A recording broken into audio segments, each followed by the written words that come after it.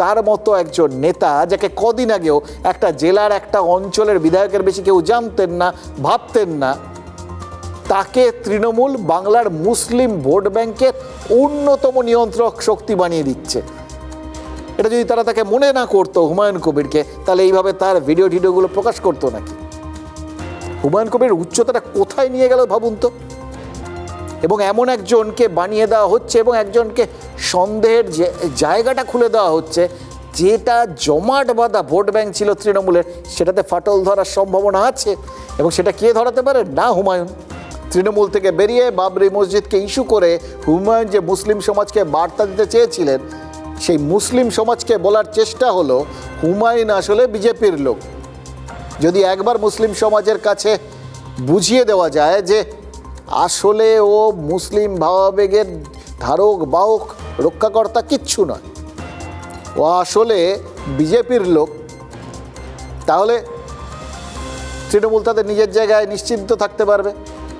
এটা তো অন্তত চেষ্টা তো করতে পারবে। সেই চেষ্টা তারা করেছে, ফলে তাদের দিক থেকেও গোটা স্ট্র্যাটেজির মধ্যে কোনো অন্যায় নেই। যদি একজনও বা দুজনও বা যে কজনই বুঝবেন তাদের কথাটা, তাতে তাদের লাভ হবে। সেটা বুঝতে পারলেন? ওই গোটা বিষয়টার মধ্যে এটা এমন একটা, সবাই বিপরীতমুখী, অন্যকে আঘাত করার চেষ্টা করছেন, কিন্তু সেটা করছেন বটে, কিন্তু সবাই লাভবান হচ্ছেন। এরকম একটা ব্যতিক্রমী পরিস্থিতি সত্যি খুব কম আসে। বিজেপি আর হুমায়ুন কবিরকে আক্রমণ করতে গিয়ে এই তৃণমূল এই ভোটে তাদের সব থেকে বড় দুশ্চিন্তার জায়গাটা আসলে প্রকট করে ফেলেছে।